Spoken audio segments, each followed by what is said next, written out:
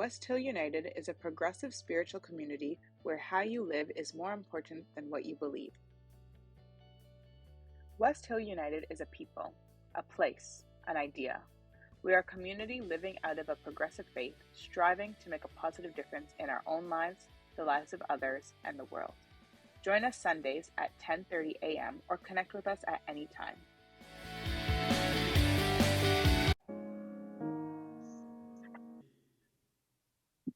The first one I'm doing is very short, and the second is one which Doug Richards has put together. And after the second reading, it's our custom to add the phrase, offered as wisdom for the journey. And we invite you, if you wish to respond by saying, maybe walk in its light. So first of all, the first reading. And this reading is taken from the New Testament, and it's from 1 Corinthians chapter 16, and it's verse 14. It's very brief, but very much to the point. Let all that you do be done in love. And now over to Duke's reading.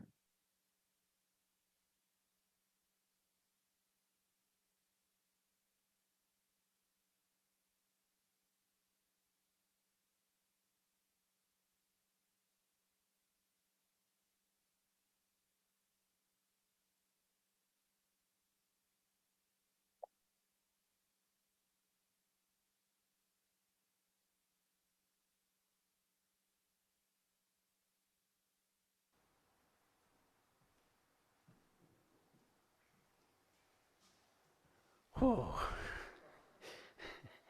we feel so big sometimes, and then we look and we are so small. That's beautifully offered. Thank you, John, for the readings and for Doug offering it. But I must say that, again, it took a community to get that going all right. So thank you, Glenn, far away in your cottage, for giving the clue, and thank you for the team for following the path wherever it led to get that going. So thank you again for that. We're looking at the second two sections of VisionWorks, and I just wanted to introduce it very briefly with the why of the next two and the difficulty with the next one in particular, which Doug will be sharing with us very shortly. When we talked about life being an interconnected web, what we were talking about in philosophy or even in theology is what is, what exists. And we wanted to start with that, to say, what do we absolutely know and nobody could possibly disagree with us? Well, we've just seen Carl Sagan's picture. You can't disagree with that one. We're here, and we have a planet. And it seems we've discovered that everything is connected on this planet. Something impacts something, impacts something, and something. And that's a fact. And in philosophy, they call that the is. That's what is. But there are many, many theories of how we jump from what is to what ought to be. So what is the planet. What is the rainforest. What is when you cut down a rainforest, you have cut down a rainforest. The is people have emotions. But there's nothing in those facts, and we're really careful to separate this. There's nothing in the facts to say what we ought to do about it. There isn't like a rainforest with trees in it, and in the trees there's the rules to say don't cut us down unless you absolutely have to. There's nothing out there excepting the is. There it is. The question comes, how should we live given those facts? And we know that we can celebrate and also grieve that there's many different answers to how should we live. And there are people that take, for whatever reason, a set of values and end up saying the rainforest is for me to use for my profit and I will do what I like. Or there are people that say, oh my goodness, we need to preserve this for the future of humankind. And there are people that look at the tree and say, the tree has a right to be there anyway. We would just cherish the tree. And so the ought, the how should we live, doesn't come from the is. It comes from us, who are part of the is. But it wouldn't be there automatically, say in the rainforest, It's what we come to believe that is the right thing to do. And so that's why VisionWorks is chopped in three like that. The first one just talks about the is, what we see about this connected web. But the question has to be answered by everybody, every day, every minute. How should I live on this pale blue dot? And what we've tried to do here, and many, many wonderful organizations over the world, and many, many people say, I want to do it as lovingly as possible. I want to do it with justice held up there as my byword, and compassion as the way my heart wants to beat about these things. But and Doug's going to be talking about this, and that's why we separated that out. What is, and what ought we to do? And we need lots of help to do that together. And so I'm going to invite Doug to share the second section of VisionWorks. The first was grounded in life. And we will now move on to section 2. Doug?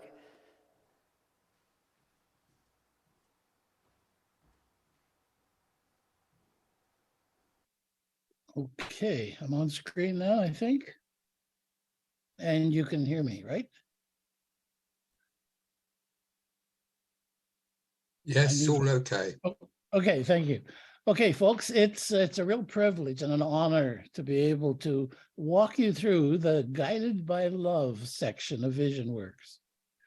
I am very proud to have been part of the team that worked for more than a year to produce this beautiful document. Anita, Emily, John, and Scott, I will be forever indebted to you.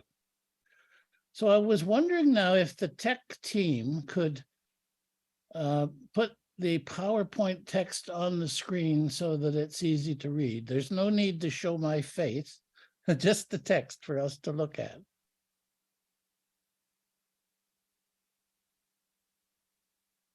Okay. What I'm going to do is read through this text once, and then we'll go back and read through it again with some commentary. Before I read it through, though, I'd like to make a couple of comments. Like last Sunday, the word interconnected was mentioned several times, and Scott has said it today. Grounded in life describes life as an interconnected web of relationships beyond our comprehension. The word interconnected also appears in some form in each section of VisionWorks. It's a common thread that ties the whole document together. For instance, the Guided by Love section, as you can see on the screen, opens with these words, in the light of our interconnectedness in life, we choose love as our highest value and guide. And last week, John also linked this concept of interconnectedness with our West Hill words of commitment, which start with, the earth is my home and the world my family. And that's why my reading today came from Carl Sagan's book, Pale Blue Dot, which describes the earth as our only home and implores us to take care of it and its people. And finally, the Guided by Love section of VisionWorks is all about love in action. But we added little headings to the 4 subsections. And you can see one on the screen there. It says love in action, choice. So there's 4 sections: choice, advocacy, decisions, and interpersonal relationships. It helped our VisionWorks team to organize the different aspects of love, but in the end, we decided to leave those little headings in place to help the reader see the different ways that love in action is expressed. So as I read it through, watch for these 4 subsections. I'll read it through once without comment. So let's start. Love in action, choice. Whoop. Okay. In light of our interconnectedness in life, we choose love as our highest value and guide.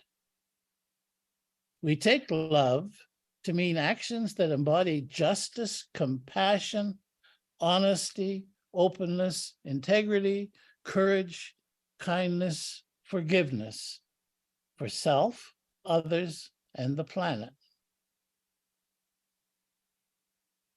Love in action, advocacy.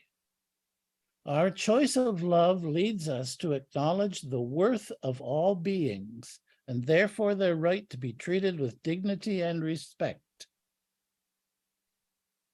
We seek to increase our awareness of the places of hurt in the world and our sense of responsibility for the consequences of our actions and inactions. We strive to promote justice, resist injustice, and bring about reconciliation. Next section, love in action, decisions. As we encounter ethical complexity, cultural diversity, and conflicting worldviews, we acknowledge inevitable uncertainty, seek a comprehensive understanding, and support one another in making choices in line with our values. The last section, love in action, interpersonal relationships. We strive to interact with one another in a caring, honest manner, expressing views respectfully, listening attentively, and responding with empathy. We work toward consensus and creative conflict resolution, and in times of broken trust, seek mutual understanding, forgiveness, and healing. We meet to experience and contribute to community. We celebrate and commemorate life events, share joys, express concerns, develop relationships, study and challenge, engage in self-reflection, and commit to action. So that's it. I would like the tech team now to go back to the very beginning of it. And we will go through it sort of step by step. Okay, love in action, choice. We've had some intensive and deeply rewarding discussions about this part as we dove sort of headfirst into this section. After all, this is where West Hill's core values were to be articulated, so we felt we had to get it right. So we started by asking, where do human values come from? What is their source? The world has many answers to that question. Morality comes from God. Oh, but which God? Or from a sacred book. But which book? Or from a charismatic leader like Jesus or Muhammad or, Donald Trump. Others claim that human values are universal and don't need to be propped up by a deity or a sacred book. I argue that there's a strong evolutionary advantage to the values we have adopted. A species that gathers in groups, who protects their young, who cares for the members of its group, has an evolutionary advantage. And perhaps these actions may have evolved into the values that we call love and compassion, the need for community, the concept of justice, and an understanding of right versus wrong.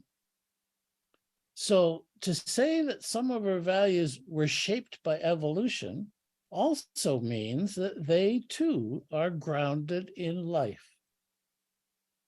Next, we began looking at faith statements of some churches, ethical statements of humanists, Unitarians, ethical societies, and others. The engineer in me calculated that the various documents we looked at averaged 3,261 words each. So aren't you glad that we got ours down to below 600 words? In this first section, called Love in Action, the key word is choice. Let's see. Yeah, there we go. In light, we've said that we choose love. There's no doubt that all humans unquestionably share in life. So that basically means that we're free to choose whatever set of values we want to live by. And among many possible alternatives, we at West Hill choose love. We didn't choose wealth. We didn't choose a book. We didn't choose a charismatic leader. We didn't choose a particular race. We didn't choose a particular nation. What we did choose is love. We didn't have to choose love. We could have chosen wealth or power or self-service or hate or one of the many other choices that humans have made in the past. Now, having chosen love as our highest value, the next line says, let's go up one. Yeah, we take love to mean actions. Actions, okay? We take love to mean actions that embody justice, compassion, honesty, openness, integrity, courage, kindness, forgiveness for self, others, and the planet. Now, we thought long and hard about what to put on that list of things. What if we left something out? Well, that's why we put the 3 dots at the end of the list. Those 3 dots are called ellipses, and what it means is something got left out.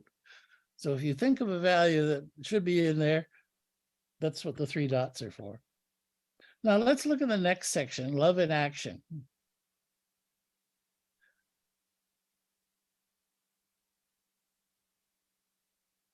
Advocacy. Yeah.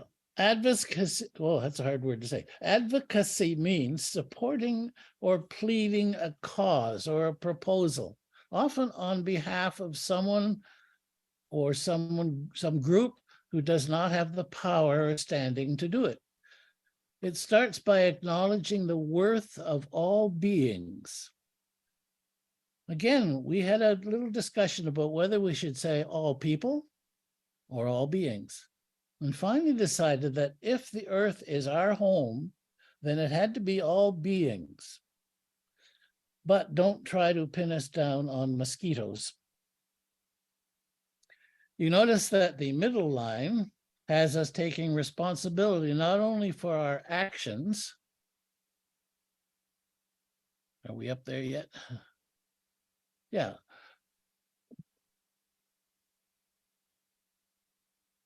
Okay. I'm looking for what's on the screen now.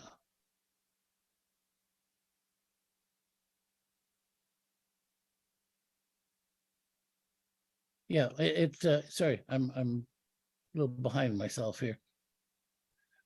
We seek to increase our awareness of the places of hurt in the world and our sense of responsibility for the consequences of our actions and inactions.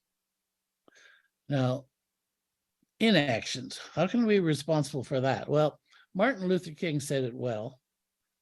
In the end, we will remember not the words of our enemies, but the silence of our friends. So doing nothing can be an unloving act. Now, the next section, we strive to promote justice and resist injustice. I wondered, maybe sometime Scott or John can explain the difference between promoting justice and resisting injustice. They sound like both sides of the same coin to me. Perhaps Martin Luther King Jr. can help us here again when he said, injustice anywhere is a threat to justice everywhere. On to the next. Love in action, decisions. Now, this is a tough one because as our world expands, we encounter more and more complex ethical situations and diversity of world cultures.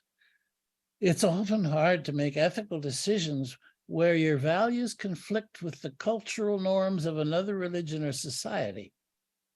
This section simply asks us to seek understanding and make choices that are best in line with our values. Even in North American society, we are divided on medical assistance in dying, abortion, and many other issues where honestly held views come into conflict.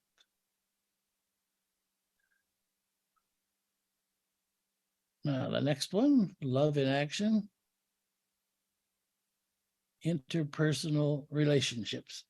This is also a very difficult one because of its closeness to our everyday relationships and problems. This is not about someone starving or dying on the other side of the world. It's not about solving the big problems like war or climate change or refugees. This is about relationships with those close by, neighbors, friends, colleagues, etc.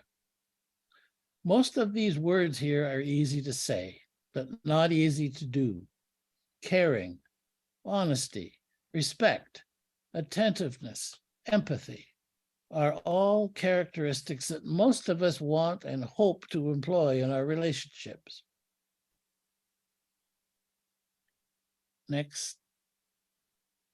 We work towards consensus and creative conflict. Well, consensus, creative conflict resolution, and broken trust take a lot of work. And understanding, forgiveness, and healing often challenge our humility. The central bit of the final sentence, let's put the last sentence up there.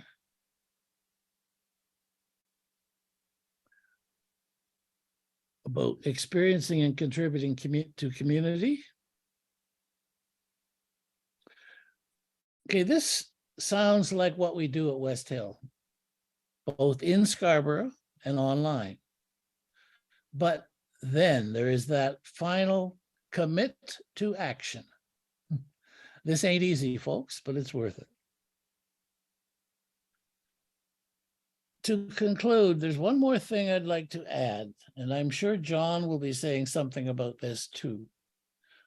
The final statement of VisionWorks applies as much to the love section as it does to any other part of VisionWorks.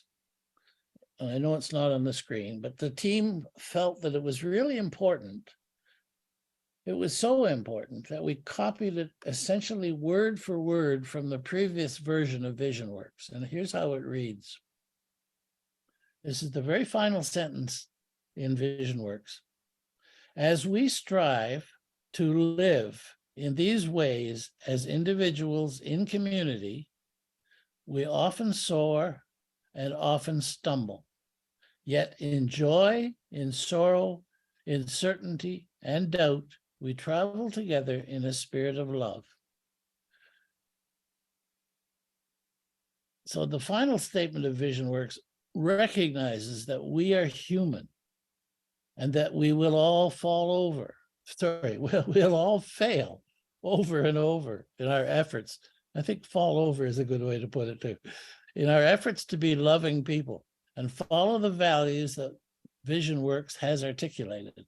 It gives us the permission not to beat ourselves up when we do stumble and fail, and we will fail. So that's a quick thumbnail of some of our thinking in the Guided by Love section. And now I think it's on to John and his wisdom. John? I think wisdom's going to come from Scott. Okay, yeah. Scott's wisdom. Scott's wisdom, indeed. Scott is the author of this offering of insight and care for our community. It is called It Is Love. Please join us.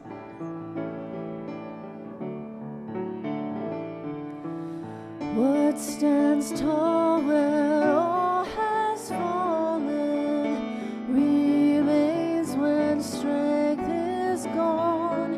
What can heal the broken spirit? Mid chaos find a song. It is love and love alone. It is love and love alone. What consoles an aching spirit, brings joy despite the pain. What can soothe the hurt-filled anger, seeds sharing wealth as gain. It is love and love alone. It is love and love alone. What inspires responsibility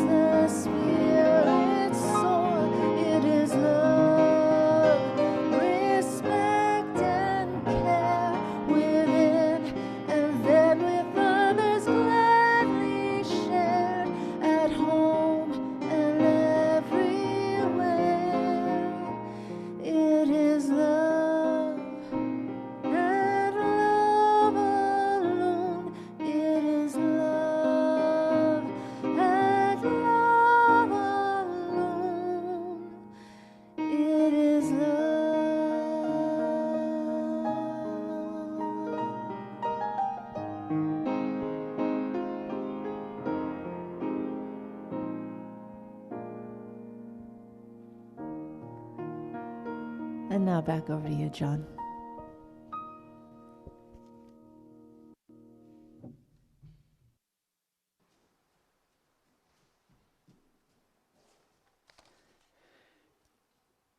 Some people say, what is your favorite song of ones you've written? And sometimes I go to that one and I say, if I had to be, in Voyager 3 and I could only take one song, I might take that one. And then when I choose that one and then I play a different one, and oh no, that one too, and that one too. But thank you for the way you sing that, and thank you for the way you lead that. Briefly, and it's one of the, just as big a topic, but briefly today, the next section of VisionWorks is a kind of a therefore section. So we talked about it, and Doug summarized that beautifully. We talked about the is, life, the ought, what should I do, love. And everyone can agree, okay, that's good, I got it, I see life as a big web, and I see that I want to love in it. What in the world do I do about this and that and this and that and this person that's driving me crazy and this, all these things, what do I do? How do I figure it out? And that's the wisdom part. So wisdom is how to how to live life lovingly, better. And so all I wanted to do with this, because it's such a big, I just collected some quotes from different people, so we're not alone on this struggle for wisdom. And I will give it to you in each section. But first of all, we're just going to look through the reading. So the PowerPoint would be the next one, and I just have to then turn to see it. Okay. The pursuit of wisdom. In light of the is, our interconnectedness in life, and the ought, our choice of love as our guide, we strive to grow in wisdom for living. We just keep going, yeah. We seek knowledge and insight that will deepen our understanding of our values and strengthen our commitment to them so that we may effectively apply them personally, locally, and globally. Where do we get it from? And Doug has touched on this, and so has John the week before. We seek wisdom in all historical eras, diverse cultures and traditions, and varied forms of expression, including word, music, art, dance, symbols, and silence. No source. Now this is the one, if you want like a heavy John Williams kind of rumbling, this one's a big one. You could hear this. In fact, I've often felt the ground under me moving a little with this one, because this is where we take a rather unique stand. Okay. No source of wisdom, none. You get no source of wisdom is assumed to be inherently authoritative, meaning out of the box. Authoritative. Right from the start, we don't question it, we don't ask anything. No source is assumed to be inherently authoritative or to contain, and these are big philosophical ideas about which is written hundreds and hundreds of thousands of books. But we summarized it this way. Nor is contain absolute or universal truth, means that we've got it, we've figured it out, and everyone has to do it. Nor is any source accorded a privileged status based on its claims, based on claims for its supernatural or transcendent origin. Now that's about as rumbly as we get, is to say, oh, we're happy for you to read every book in the world and gather wisdom from it. Well, all we're saying is here, we don't pick one and say, that's got it completely right for everyone. Big stand. Feeling the rumbles, even through your chairs? Yes, big stand. Because there's many, many groups in the world. No, we've got the right, as Doug was saying, right person, or the right book, or the right culture, or the right whatever. We're saying we'd love to talk with you and share and learn with you, but we don't see any one of those as the only. Big thing. Love alone is our guide for discerning wisdom in any source. So you read me something from your book, and if it rings right with love, we're on it. If it sounds like it's diminishing the value of another human being, no. Doesn't matter. You can say, well, it comes from this book. Doesn't matter what it comes from. It's not loving. We're going to not go with it, okay? We encourage one another to seek, interpret, and create meaning for ourselves valuing exploration and questioning over the pursuit of certainty. I'm reading a book by John Dewey, the educator John Dewey, not the library numbers John Dewey. And his book is The Quest for Certainty, and he said that's been one of the most challenging and difficult and pointless pursuit of the human being, because in so much there's not certainty, there's the best we got, or the best we can do. And so the quest for certainty. So, sharing wisdom, we gain insight for living out. We gain insight for living out our core values as we share diverse views. I don't like doing that. I really like hearing people that agree with me. Whenever I hear people that agree with me, it feels very, very nice. I think they're very smart. And I think they've got lots of wisdom, and I'll share. No, we have a commitment here to listen to. Haven't you heard a diverse view, a view you disagreed with 25 years ago, and you hear it now and you think, yeah, that's what I think that's good. So that's the growing part. Diverse views, experiences, interpretations, and resources, and consider them together in the light of love for self, others, and the planet. If it sounds like it's very loving to a person, that's good. But if it sounds like it's very destructive to the planet, that doesn't sound so good anymore. It doesn't matter where it comes from. Right? Next. Oh, that was it. Okay, those next slides, we're just going to skip those ones where there's a little colored highlight there. So I'm just going to give you a few smiles on the topic of wisdom. It's so hard. That's why I went in. Wisdom doesn't necessarily come with age. Sometimes age just shows up by itself. There's no assumption there. Because growing old is mandatory. Growing up is not. Growing old is mandatory. Growing up is not. So Albert Einstein says, and I almost hesitate to give this because it's a bit rude, but it is Einstein. So he said this: 2 things are infinite: the universe and human stupidity. And I'm not sure about the universe, but he's sure that human stupidity is infinite. And that's why we must share together the wisdom. Because to be old and wise, you must first be young and stupid. Now, I'm not saying stupidity is about, I've bumped into stupidness all over the place, primarily in my own views and my own self and my own opinion. So just the flavors of wisdom, because really what it is, it's the wisdom to figure out what to do next in changing circumstances. This one writer wrote, "It's so overwhelming to think of what to do. My mind is like my internet browser. 19 tabs are open, 5 of them are frozen, and I have no idea where the music's coming from." That's our heads when we're trying to learn together. And so really it's, how do I live in this world? And I thought I figured it out, and now the world has changed again.